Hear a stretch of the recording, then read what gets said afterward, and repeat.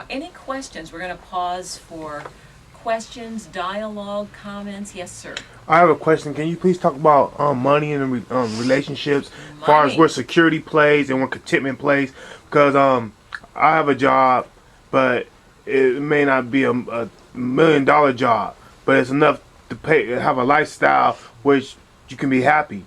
But it's not a luxury lifestyle, and sometimes I see relationships where it might not happen because that person probably has value on materialistic, and so it's a conflict there. So I just want to know what your take is on money and relationship. Let's take a run at that one because we had an interesting experience in this one a couple of years ago. We took a course together, me and my wife, on money. And one of the things that came up really important is, what are your beliefs about money versus what is your mate's beliefs about money? So for example, and this was just an example in the book, one guy, because of the way he grew up, his father was always running out of money because his father was a contractor. So his father would always tell him, money doesn't grow on trees. Right?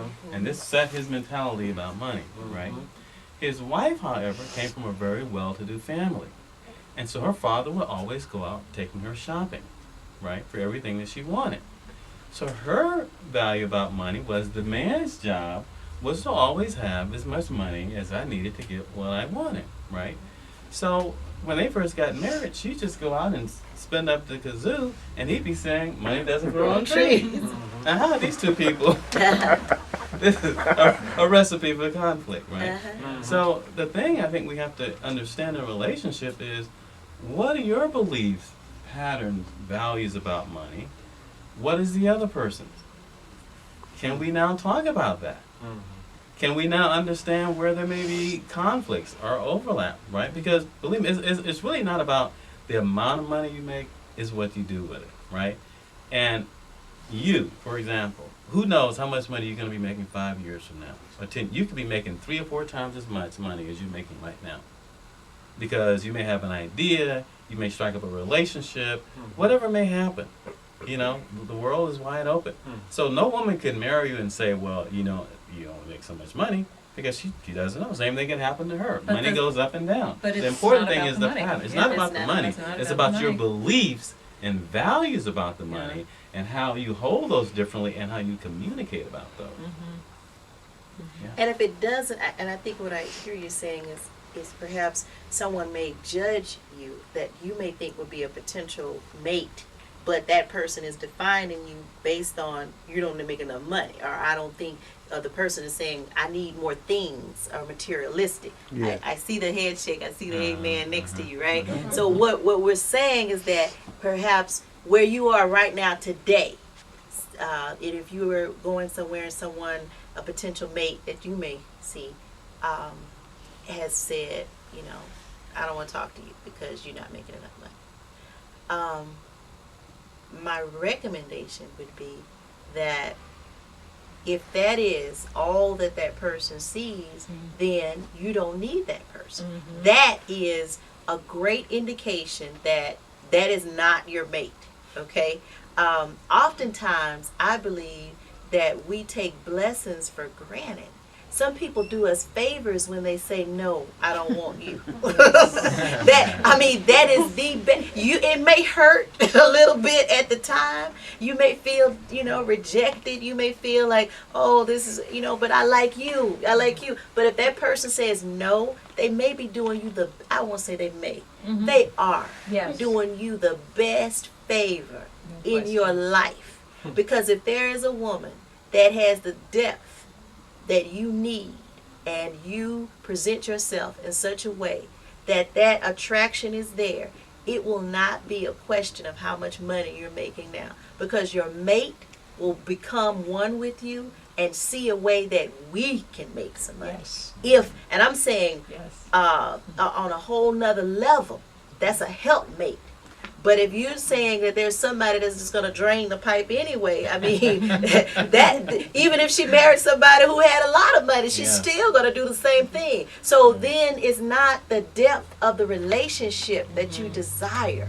You know, you want someone who wants you, Yes. who loves you for you, for better or for worse.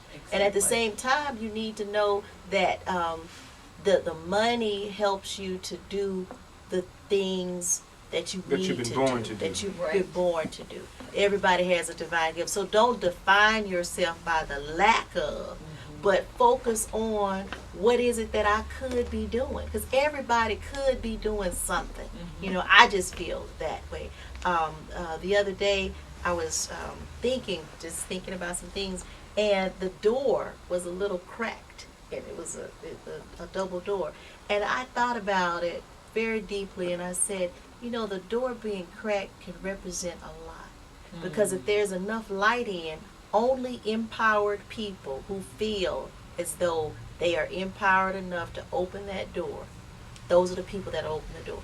And when you get on the other side, everybody's so happy to see you, because you have opened your gift. You found your divine gift. And then that person is there, that like-minded mate is there on the other side. But as long as you stay on the outside of that door saying, she wants so much, I don't like, whatever, you've defined yourself. So don't define yourself. Just focus on what is it that I need to do. And when you focus on your dream, those you draw Yes. people to you. You That's draw a beautiful like-minded teaching. people to you. Beautiful teaching. Thank you. Another question. Yes. You know, we're talking about money and, let's say, changing roles. The media's made a lot about the possibility that a lot of black women aren't finding men who are as well educated or as well off financially as they are. I'm wondering, the floor used to be pretty much evenly matched in terms of education. It probably wasn't an issue. Maybe at a younger age it was. I'm wondering, is that a media-created phenomenon that's being exaggerated or overstated, or is that a real problem in the black community, that when there are big differences or perceived differences between the education and earning power of the woman versus the man, that it reflects on her choices, his choices, their opportunities together, etc.? It's a complicated question. I want to get your take on Yeah. it. Yeah, It's a good question. Yeah, It's a it's very very good question. Well, just in terms of the data and the research, I'm going to yield to my husband. This is an area he's done a lot of work in, looking at educational differences and all that. Well, let me just give you some rough statistics, just so you know. Roughly, and this is across the board, only about 30% of Americans who graduate from high school go on to college or higher degrees in the first place, right? And there's about an 8 or 9% differential in those ratios between black and black men and black women. So black women, just in terms of raw numbers and percentages, are getting pursuing college degrees and graduating at about a 20 to 25% higher rate than black men. So there's going to be this sort of that margin out there. But I don't think it's a problem now. I think it may become a growing problem. But I think since people are getting married later, what tends to happen is a black man who maybe didn't go to college right out of high school, later on he goes to junior college, he gets a professional, and they move up anyway. So I think what's going to happen is as people start getting married later, it's going to sort of bring that problem down. What I am beginning to notice, and particularly in the Bay Area, maybe in other places, is that there are really, really well-educated black women who are marrying outside the race. I think in slightly higher numbers because of probably some of the factors that you're talking about, but also because of the circles that they're in. That's who they run into. But I would say it's something to keep an eye on, but I think the ratios now are not that far out that it's a real threat to the community.